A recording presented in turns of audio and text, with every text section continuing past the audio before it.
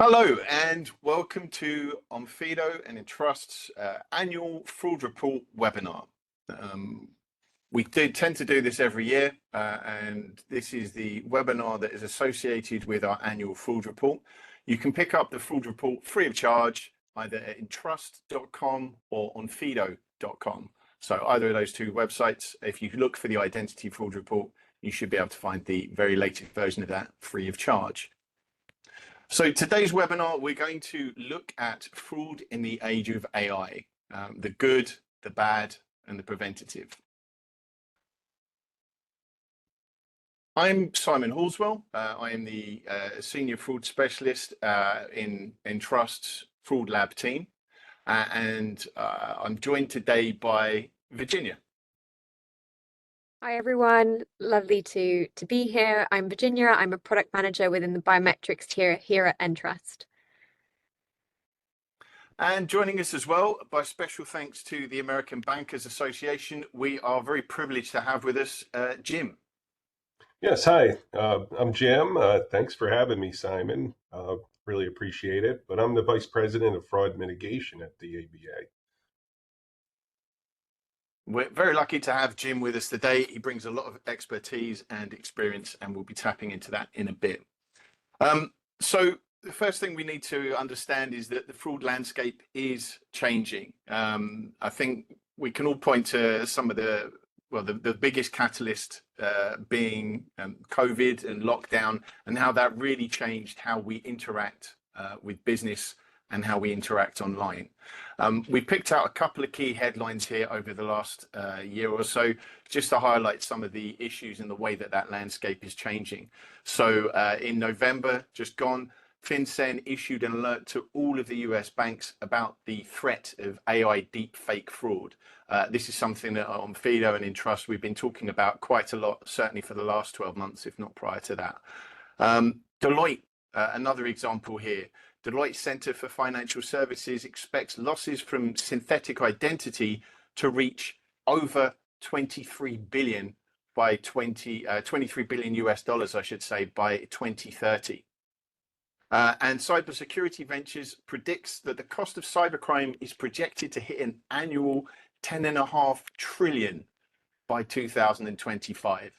And now, these were terms that probably we weren't using 3, maybe 4 years ago, but certainly over the last 2 years, 18 months at least, these have probably become terms that everyone is very, very familiar with. They weren't just spoken about by experts, they became widely known terms. So what we're going to look at is the rise of the artificial intelligence fraudster. We're breaking this down into a couple of different sections. This relates to data that we've managed to obtain by creating our annual fraud report, which is based on our proprietary data from our business.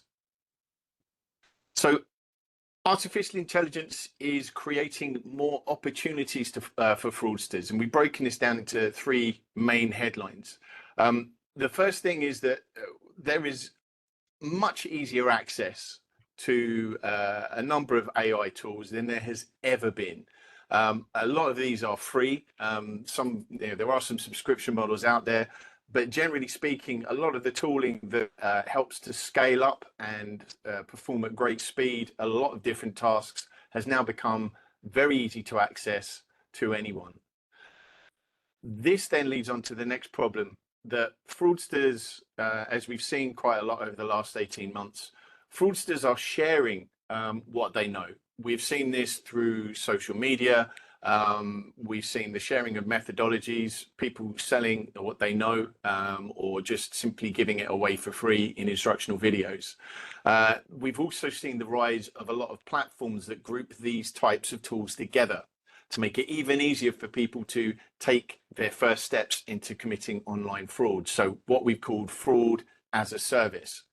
And all of this has been enabled by AI. But in addition to being able to scale up and attack at far greater speeds, one of the significant changes that we've seen is that it actually enables much more sophisticated types of fraud. So fraud that is much harder to detect by an individual, which makes the threat even more dangerous. Looking at some of the stats from our annual fraud report, we've been creating the fraud report for about 6 years now. And as you can see, we've taken the last few years just to give a snapshot of how things have changed. Where previously we were able to channel fraudsters and block off most of the effective methods of getting digitally manipulated images of documents into the onboarding system, we've seen that the majority used to be physical counterfeits. So in 2021, you're talking about 88%. But you see that slowly decline. But even last year, 73.2 is still quite a considerable amount. But what you see happening with that as well is this gradual increase in the top row here of digital forgery. That's images of genuine documents that have been digitally altered in some way using photo editing software or some other type of tool that can manipulate the images. We called this out. I think it was probably one of our predictions from last year, possibly even from the year before. And we said that the increase in digital forgery was likely to continue and become much more significant. But I think even I was surprised by the drastic swing that we've seen here. We're talking a massive shift from 16.7% last year, which was the highest that we'd ever seen in terms of digital forgery, to a whopping great 57.5%. So that is a huge change and at the detriment of physical counterfeits. So I think we can clearly see that in 2024, the overwhelming majority of fraud is coming from digitally manipulated images of documents. Whereas before this probably took a greater technical understanding or greater technical ability, now this has become much easier to do. And going back to what I was saying a couple of slides ago, that fraud as a service is really what's empowered this change. Here's a quick example of the kind of thing that you're likely to encounter. So I think we can all spot that this is not a genuine document, but I can assure you none of the details that you see on here belong to an individual. Everything that you see, all of the personal details on here, have been digitally added to this document. And this is the kind of thing that is now available. It's incredibly convincing. There are very few tells visually, which makes it very challenging to actually pick up on this type of fraud. And when you consider the fact that this is selling for a relatively cheap price, and that you can, in some cases, just upload a spreadsheet with data on it and it will complete a large quantity of these for you in a very short space of time. It takes a lot of the effort, it takes a lot of the skill out of the fraud that's being perpetrated, and then opens it up to a much wider base of would-be fraudsters. I don't think it would be the annual fraud report if we didn't do our top 10 of most targeted documents, so I'm going to shoehorn that in here. As you look across these, we again see very similar themes. I think in previous years, we saw the top 10 dominated by passports. And then I think last year it was dominated by national identity cards. And here you can see there's quite an even spread. I think one of the surprises this year was probably the increase of the Pakistan and Bangladesh ID cards. So we've seen an increase in fraud that's probably been perpetrated from that area. But I think South Africa has been in the top 10 for a while. France has managed to maintain its position in the top 10 as well, but it has dropped down in the pecking order. But certainly this year, the document of choice has been the India tax ID card, so what's also known as the PAN card. And I'd say part of this is maybe the design of the document, but also I think the fact that you can find a large number of templates of this particular document online as well. So it's not an overall surprise. It's in the top 10, but I think it's definitely leading the way in terms of document fraud. We do have a couple of driving licenses in there, and we still have our usual suspects in the passports category as well. But Philippines making a surprising little entry in there too. At this point, I think I'll pass it over to Virginia so she can take us through some of the statistics that we've seen for biometric fraud. Thanks, Simon. So if the previous slides haven't already hinted at it, within the area of biometrics, we've also seen a growing usage of AI. And in particular, what we're seeing are these increasingly realistic deepfakes that are becoming more and more prevalent.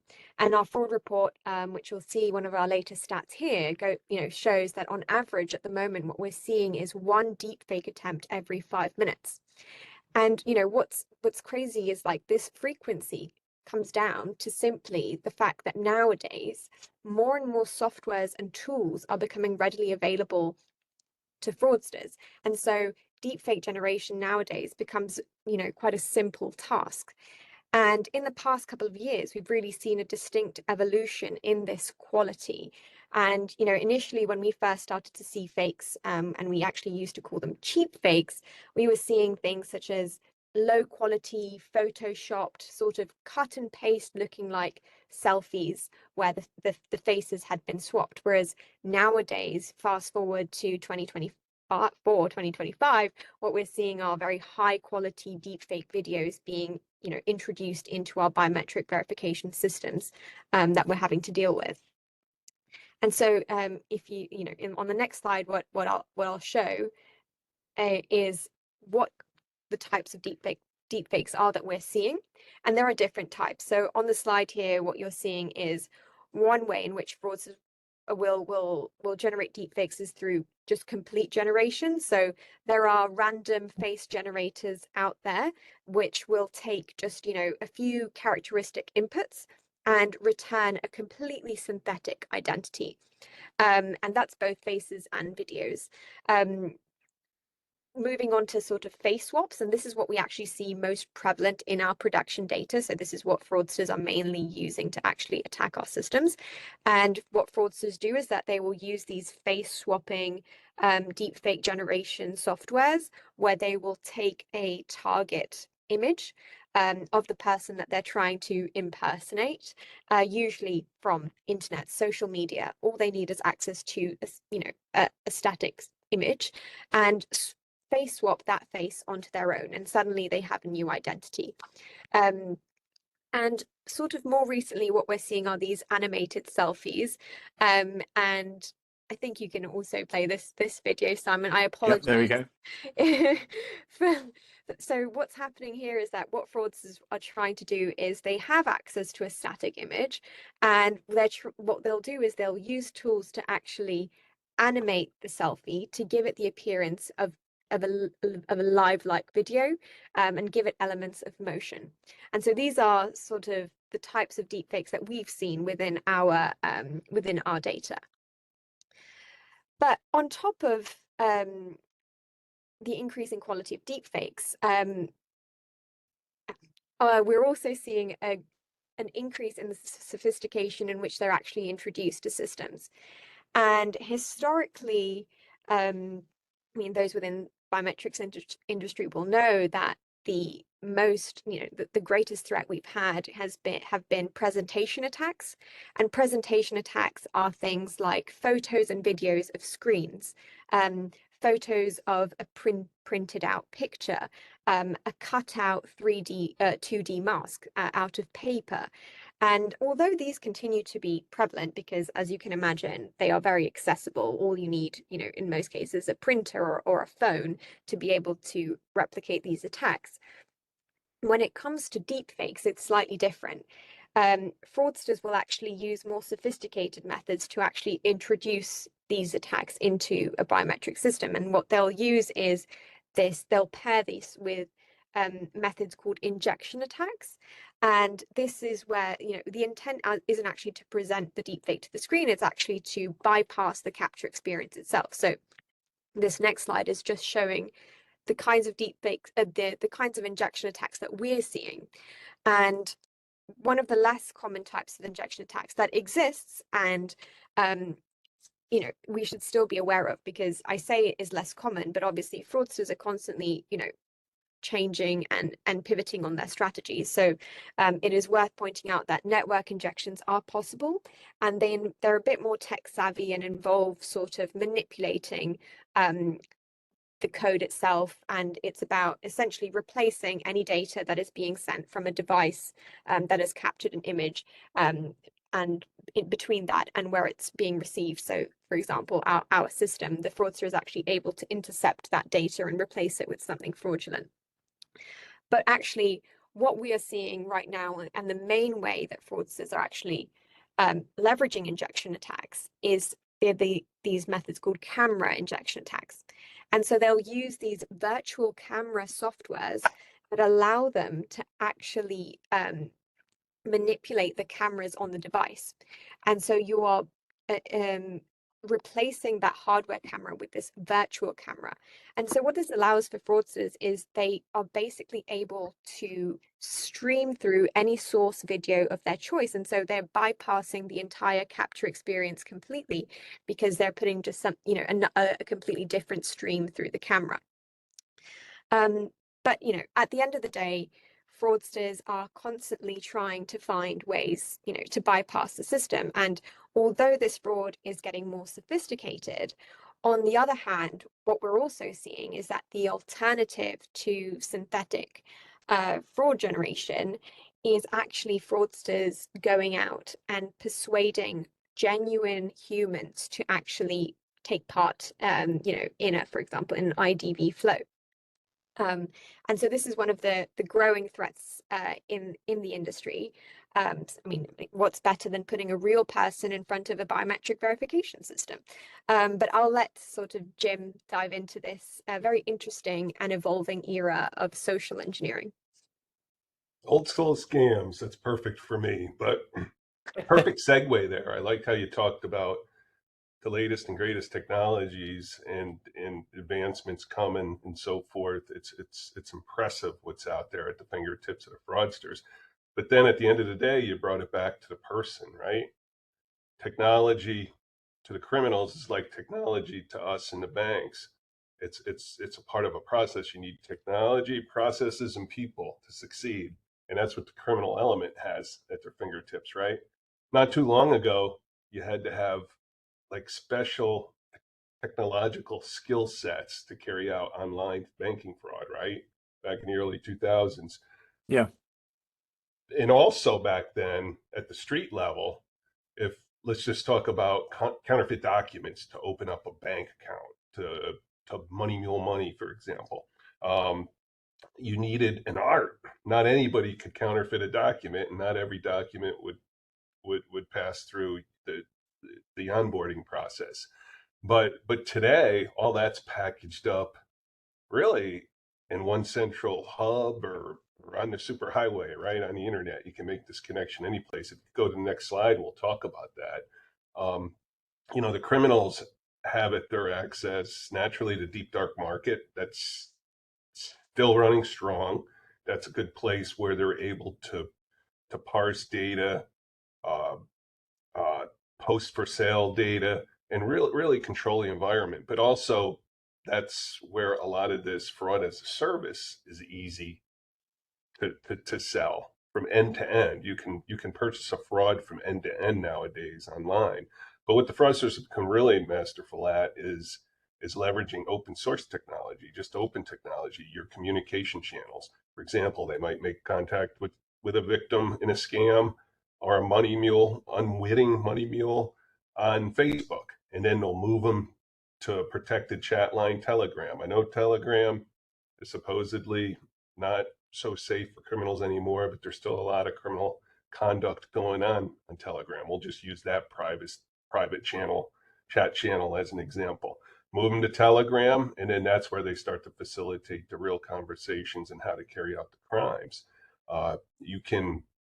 You can buy checks on Telegram for here in the U.S. I know checks are accepted globally. Not in the yeah, U.S., not we as got a big big in check the, problem in the still, UK or right, Europe Simon? anymore.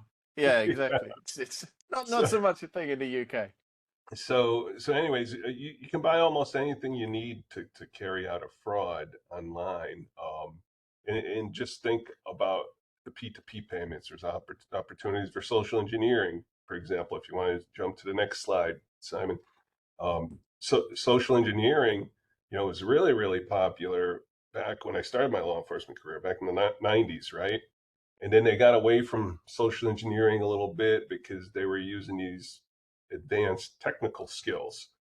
That's when the dark market was uncovered, the fraudsters started to sell credit cards in bulks. For example, they attacked that portfolio, but then they figured out how to attack banks online banking, the account takeovers.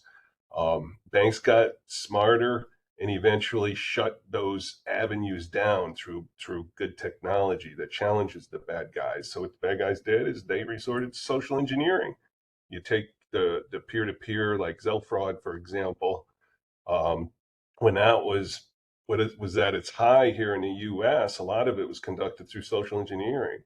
Um, the criminals just simply reaching out to individuals that had, Zelle in their online banking portfolio and convincing them to change their account number to the fraudster's account number and initiate a payment in order to get the money back. They're good with social engineering. You see the statistics here on the slide. We don't need to talk about every stat, but the one that really jumped out to me was the success rate of using social engineer to perpetrate fraud as compared to the old email link. I like to think we can take credit for that through training. We're doing a good job of training consumers now, employees now at corporations about, hey, avoid clicking on that link in email. Well, now we need to figure out a better way to educate everybody on social engineering. And we got to come up with an incentive program almost to get consumers incentivized to train themselves to slow this down. Sort of like us taking our CBTs for our job, right? Computer-based training. I think a bit of this is since like over lockdown, I think there probably isn't anyone who's watching this webinar who hasn't experienced one or more attempts at fraud on, either via SMS or via social media. So I think kind of people are much more aware of sort of the ones that are more like the email. So you think how long ago it was that you first heard about the African prince who was offering you a load of money if you could just open an account up in his name and put in the money so he could pay the transfer fees or whatever it was. That scam had been around for quite a long time. It became synonymous and everyone was aware of it. But I think some of these other ones, and I think you and I have talked about this before, Jim, it's the same scenario, but just painted slightly differently. So it's a slightly different hook that grabs people, which then ultimately leads to the same goal. And it has the same basic ingredients all the way through it. It's just using new tricks or new tools to make it look a bit different. Yeah, So I think exactly. it's exposure, right? It's not enough people being aware of the fact that these are the same tricks, just with a different coat on. Yeah, they put a different spin on it, and they spin it towards your position in life. For example, a college student looking for a job, right?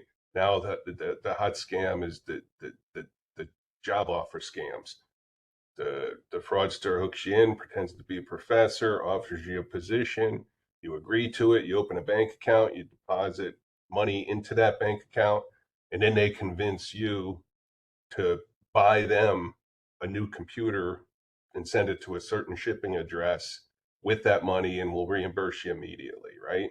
So they just prey on human behavior, at their point in life, really. If it's an elder they're attacking, they're looking to destroy their nest egg. They're going to attack their 401k portfolio, for example. And that's this quotes down there, account give over. That's what I refer to as more of an elder fraud type of fraud. It's not exactly an account takeover, but in a way it is, especially the pig butchering schemes coming out of the Southeast Asian region, even some portions of the Middle East now. But with the account give over through social engineering, the fraudster has really convinced the account holder to become their technology. They convince them to regularly send authorized payments out through different channels in the fraud scheme without the individual actually realizing, they're being scammed. So that account is compromised, right? But it's compromised by the account holder almost. Exactly. So it's But that's what makes extremely it so, difficult. yeah, so difficult to track down and stop. But I think you see a lot of banks now making great pains to try and do that, like several messages whenever you make a payment going, are you sure about this? Do you know who this person is, or do you know who this organization is? Are you sure?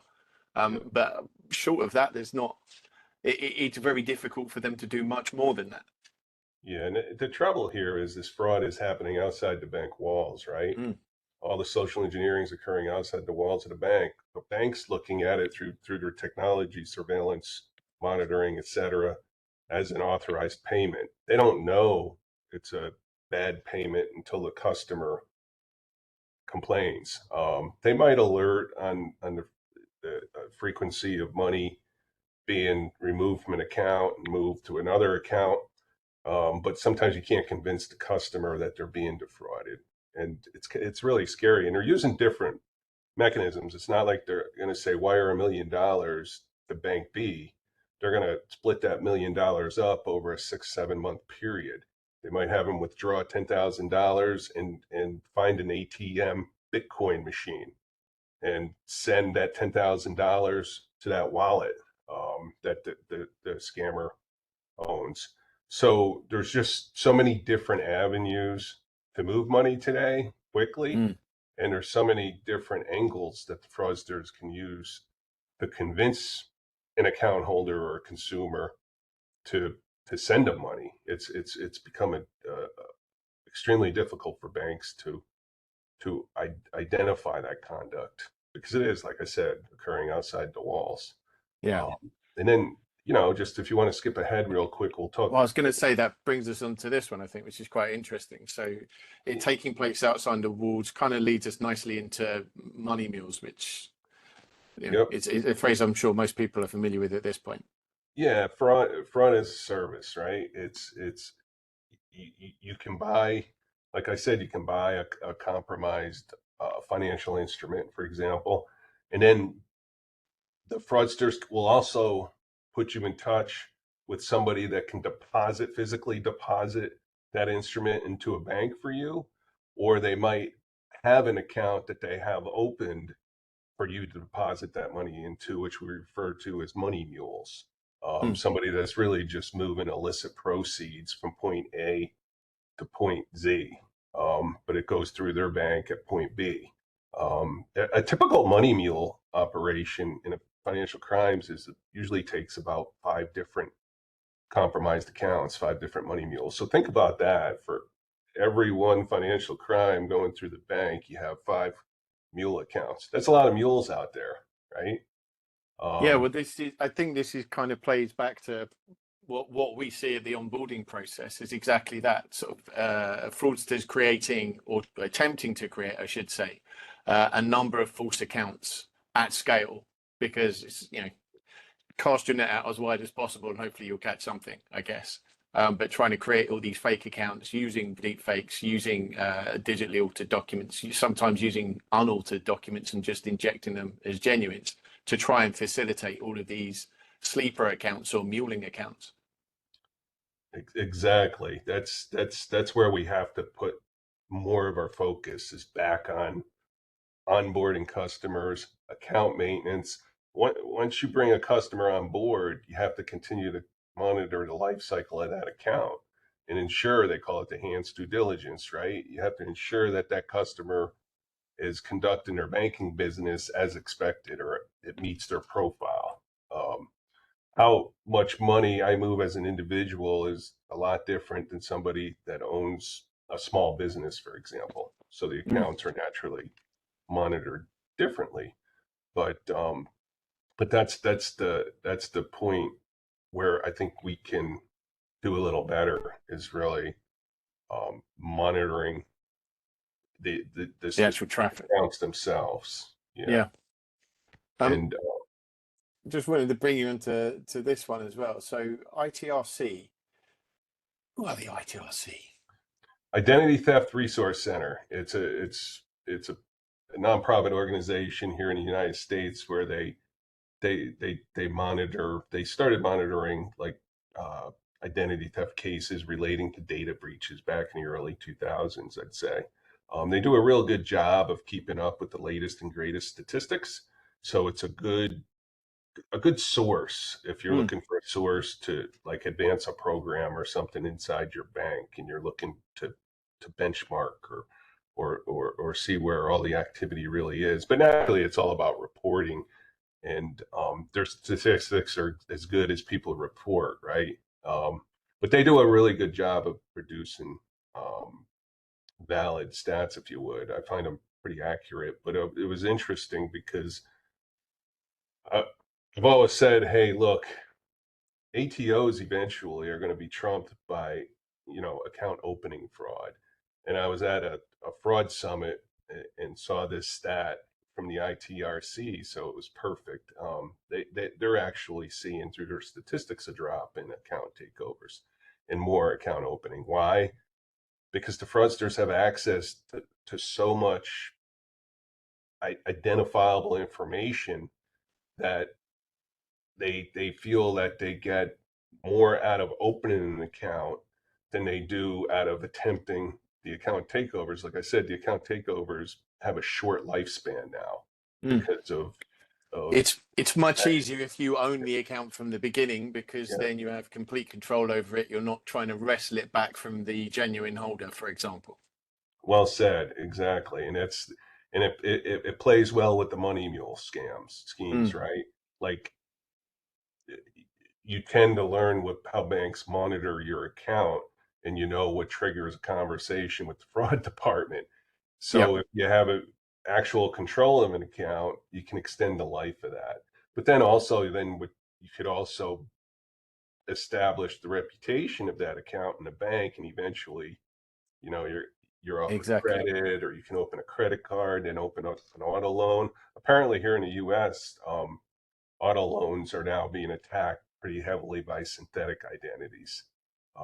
The synthetics are taking out these loans, paying them off for a short period of time with stolen fraudulent money, and they use a compromised account in another bank, for example, and Hmm. then they're walking away, shipping the cars off for resale or what have you. So they're seeing a big uptick in identity theft related cases for auto loans. And naturally, your credit card portfolios are always at risk for that. That's where they're all produced, if you would, Yeah, through but the I think authorized account holder. I think this is one of the interesting things, right? I think in the US, I feel that it's kind of reaching a point where you'll start to see controls that are maybe more similar to, like, onboarding controls that are more similar to what you see like across across Europe, for example, like in the UK and then in the EU, where it's much more about establishing those credentials of that person up front in a much more robust way, so that you actually know who it is you're dealing with from the beginning, rather than waiting to try and increase further down the line as you enter more high risk situations. Like it's easier Yeah, to build that in at the front end rather than try and establish it or build it up later on. exactly. You want to establish the fact that that identity belongs to the person you think it belongs to at the beginning, and then hold on to the integrity of that Exactly. determination, right? That's Yeah. the challenge here. The whole credit bureau process here in the U.S. worked well for a period of time, but then identity thefts came along, now synthetics, and it's just a big problem that It's more challenging landscape, let's yes, say. Yeah. yes. I think that brings us on nicely to the next section as well. So, um, certainly the flavor of what we've been talking about so far is the fact that a lot of this has been powered by AI, whether it's AI that's providing tooling that allows people to scale up and at greater speeds with their attack. Or whether it's actually, as we saw with the stuff that Virginia was talking about, generative AI bringing deepfakes and similar kind of creative models in, or indeed Chat GPT is another one that gets mentioned quite a lot in terms of phishing and social engineering. But I think it's kind of I always have this thing that AI tends to get quite demonized, particularly at the moment because of all of these recent changes, which then overlooks the fact that AI is actually behind a lot of the solutions and the ways of combating and detecting these types of fraud as well. So just have a quick look at some of the ideas that we're using currently in the prevention of fraud, or indeed the fight against it. So the first thing, if we're talking about document fraud, I think it's important to realize that there are a lot of different models, machine learned models, that are built into the architecture of any kind of engine to help detect any of these fraudulent attempts. So whether it be data validation, so this is where you actually look specifically at the data that's on the document. It might include a data lookup. It might be verifying it in and of itself. Data consistency, where you're checking the data that's in like a machine readable area with a human readable area. Visual authenticity, which is where you're using micro models to actually look at specific areas and components of the document to discern whether they are authentic or not. But in addition to that, the whole kind of like engine backing behind it, the fact that you can train these models up is exercising all of the abilities of AI to really try and produce something at scale that's more consistent, that is 24/7, that works at very high speed to try and match these scales attacks that you see. I think kind of this is the nature of what we're looking at with documents, but it's not just the visual aspect. We're looking a lot at the non-visual aspects as well. We talked earlier about injection attacks, and I think there's a lot.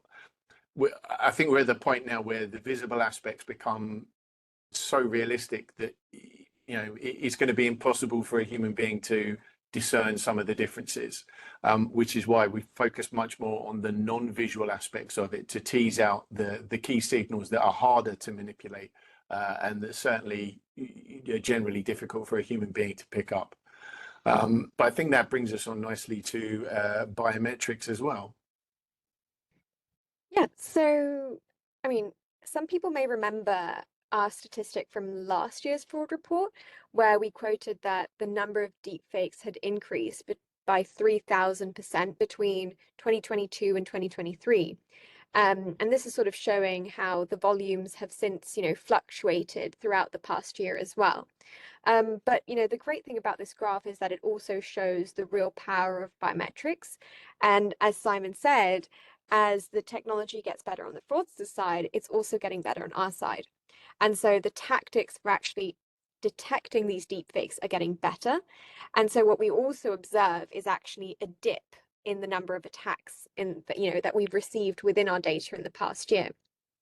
And so what's really driving these changes, and what's also the strategy behind it is this, and we've seen it within the industry as well, is this evolution of this multi-layered approach, which Simon, you've already talked to, where and that we adopt internally, where we're relying on various signals. And so we're using ML models to detect visual anomalies, but we're also relying on these passive signals, as you said, where we're looking at the metadata associated to the capture, which can reveal, discrepancies around, whether a capture was injected or not. But I think what's clear is that this race against fraud continues, and deepfakes are here to stay. So on the right, you will see this is our fraud distribution right now on one of our latest products, and deepfakes makes up just under 30% of that. And so that actually makes it our second most exploited attack vector. And so, anyway, as you can imagine, fraudsters are constantly trying to find ways to bypass our systems, and they'll continue to do so.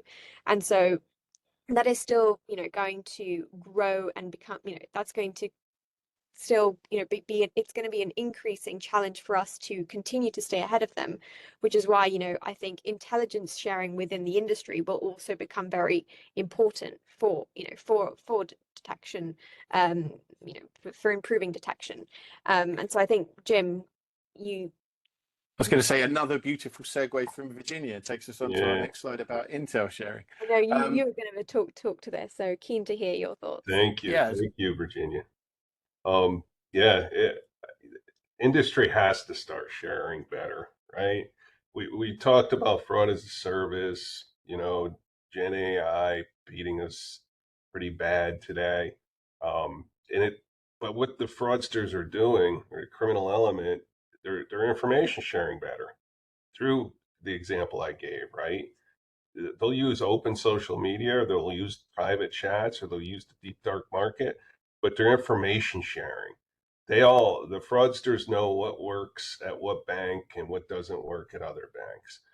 And look, if a fraud is committed at my bank and Simon has a bank in that same community, I guarantee you his bank is getting hit by the same ring of fraudsters, right? Because Yeah, they do attack at the regional level, right? yeah, Now it's a we've global even, problem. I was going to say we've seen this within our own data. So we can see the same documents or the same checks sometimes being reused against multiple clients. It's great as long as we're catching it, but it's the fact that you can see the same batch of material. It's kind of like I think I said fishing trip before, but it's the same idea. It's like I've got the same bait, so I'll try it in this water, I'll try it in this water, and I'll try it in this water. Yeah, and we have different in the U.S. We have different laws in place that encourage information sharing. I think some of the laws just don't go far enough. They make it voluntary versus mandatory. But we have to, as an industry, start trusting each other, at least in fraud defenses. There comes a point where you have to put the business competition to a side and share critical derogatory information in your same, I'll say community, but it's naturally within the banking industry, really. It's because like we're saying, if it happens in my bank, it's happening in your bank from the same actors with the same compromised data. Now, ABA is working on a project right now called the Fraud Indicator Exchange, where we're trying to build out an information sharing ecosystem, if you would, amongst banks. We have a consortium of banks together, building requirements to build some sort of information sharing on blockchain technology in hopes that, hey, if there's a BEC in my bank, I take the account number, routing number, fraud type BEC, and blast that immediately to the consortium.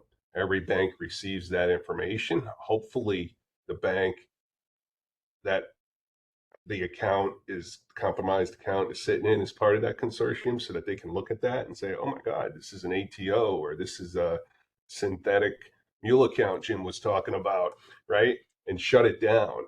So rather than have all 10 banks compromised that they attacked at once, only maybe one bank is compromised or attempted to be compromised, and the others can shut the payments down. That's the simple explanation of how we envision this to work, but we are running into, legal complications. We always have to consider the consumers' protection laws, different privacy laws. You guys deal with that a lot over there, GDPR, right? And we're also have to consider, not only the regulatory aspects, but the reputational aspects of this information sharing tool. Like, we don't want to be accused of having a black list and having an innocent person that maybe fell for one of these job scams I was talking about get put on our list, and all of a sudden all the banks in our consortium looks at them as a bad guy, where really they're not. They were scammed. Well, That's how delicate this is. Yeah, well, this is one of the interesting things. So I obviously on Fido and Trust, we're dealing with clients around the world, and we have to, as you mentioned, we try and balance compliance in all of these different regions. So I get to see stuff like, so in the UK, there's similar to ITRC. As soon as you sort of mentioned what they did, it rang immediate bells with me. But we have a non-profit organisation in the UK called CIFAS that does exactly this kind of thing. It's kind of like a consortium for its members. It's non-profit, but what it does is, once the fraud case that's experienced by one of its members satisfies a certain burden of proof, it is then added to their database, and it's then accessible so that if another bank then or another financial service that's a member then comes across that identity, or maybe that person's face, the bad actor's face, they're a proven bad actor at this point, they've met a sufficient standard of proof, then it's exactly the same idea. I kind of think of it like bouncers at a nightclub, right? If I turn up and behave badly at one nightclub, they let all the other nightclubs in the town know, so that when I turn up at their doorstep, they go, "No, it's all right, we've already heard about you." It's the same idea, and they'll do it on identities, and they'll do it on face. But then to this last point that you made, what's really interesting is they're the same organization that help you re-establish your identity if you're a victim of identity theft with the financial services. So they're kind of, even if you do end up on the list and unwittingly, because you've been the stooge or the victim as part of an identity theft crime, they can help you re-establish your credentials so that you can then go about your life again. So I think that's quite an interesting idea, but I haven't encountered that within the EU, certainly not yet, or any of the EU states. I haven't encountered it in Asia as yet. It's good to hear that something like that is now starting to emerge in the US, because I think it's a very, very valuable tool, considering what's at stake and what's likely to continue to happen. Yeah, and to be honest, when we do talk about this in the initiative, there's a lot of other folks out there trying to do the same things. Everybody shakes their head, yes, it's a great idea. But then when it comes down to implementation, we start iron to out the run into legalities of it. resource issues, the legal issues I talked about, the optic issues. So, but what we need is what you're describing is sort of a uniform, standardized definition or identification of a bad guy, right? You guys know you're dealing with a bad guy there. It's like us here. The UN says somebody's an international criminal. You know, you don't bank with them, you're pretty safe not banking with them. But that's the extreme example. Yeah, But it's like if they're part of a terrorist organization, then yeah, you're okay to blacklist those guys. They're okay. Everyone else, yeah. But individuals that are committing identity thefts against banks tend to yeah, it's have, essentially it's a compromised identity, right? The credentials are compromised. We have a thing called a compromised database, where if a document has been, if you can find an example of that document, that person's document on the internet, then that's kind of compromised, because if you can find it, anyone can find it. If I type in, Jim Hitchcock, and I find your passport online with a picture of your passport, we'll then add that to our database. So that, unfortunately, if your passport crops up, we'll say, well, that's compromised. Let's check it and see if it's exactly the same image. If it is the same image, then I'm afraid we're going to reject that case, simply because it's a compromised image of that identity document. yeah. Yeah, no, I like that. And the key to that is just getting, for me, would be getting every bank in America to act the same and read it the same, right? That's the challenge. Yeah, and in fact, you've got different state laws as well as the federal laws. It would have Yes. to be compliant with all of them, which is very tricky to manage. I think we mentioned about what happens next, and that segues nicely into our predictions for 2025 as well. We can talk about these 4 points. There's probably a few more we could make, but the ones that we picked out in particular is the fact that we're going to continue to see AI dominate this particular sphere.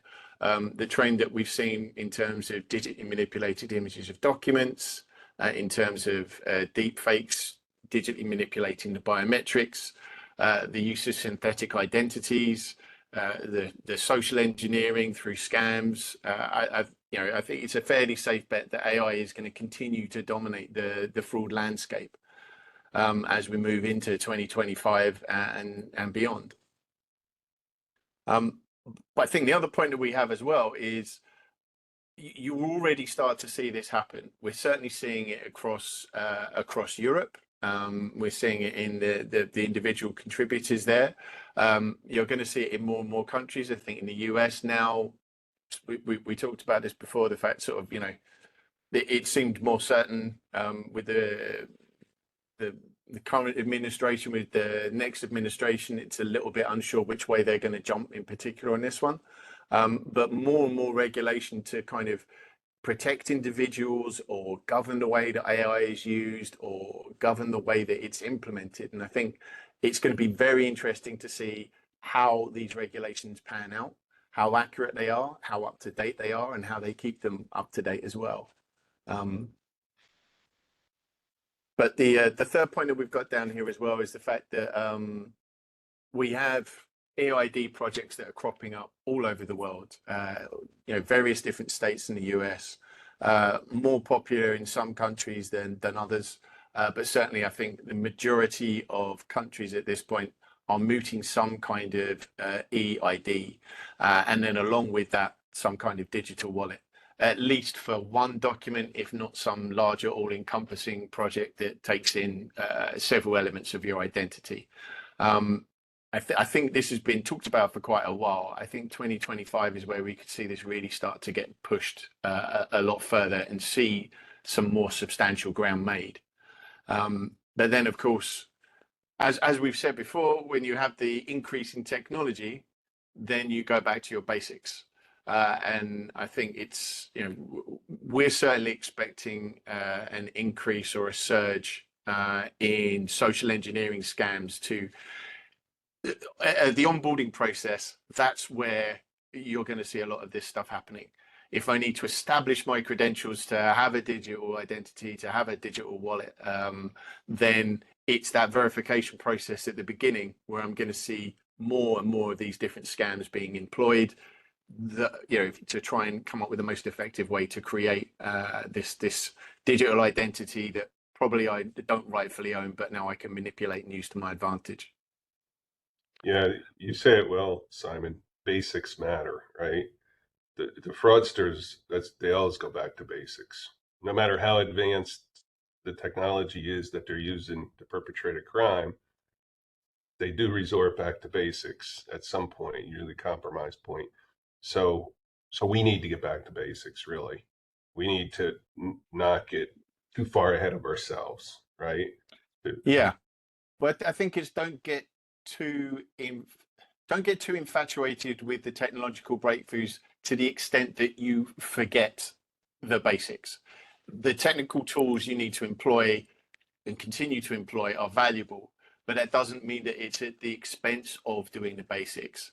You do see this from time to time where people get so obsessed with like the new trend that they kind of like forget that the old school stuff is just as valuable.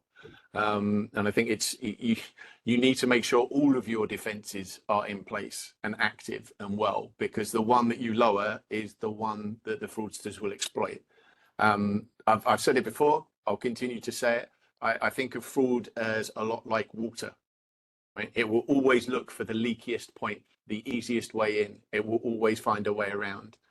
So you have to be sure that you're as leak free as possible across all of your frontier. Yep, and assume you're gonna leak. Exactly. Assume you're going to mitigate it. Exactly. Find good clues to spot where the leaks are coming from. But yeah, I think just that you are definitely going to have a leak. It's just where and how drastic it is.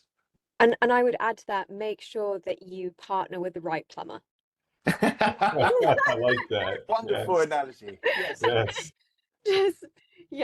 Just make sure that you partner with, security solutions that can support you and who are aware of, these threats. Right. And understand their capabilities from end to end. You see that a lot, breakdowns. So great analogy. Wonderful. I think that just about brings us to the close for this year. Thank you once again to Jim for joining us, and thank you to the American Banker Association for letting us borrow Jim for what I thought was a very informative talk. As I mentioned at the top of the webinar, the Identity Fraud Report, the Onfido Entrust 2025 Identity Fraud Report, can be found at www.onfido.com. That's onfido.com, or at www.entrust.com. That's entrust.com. I had to check my spelling. But thank you for joining us, and I hope you found this informative and entertaining. Thanks a lot.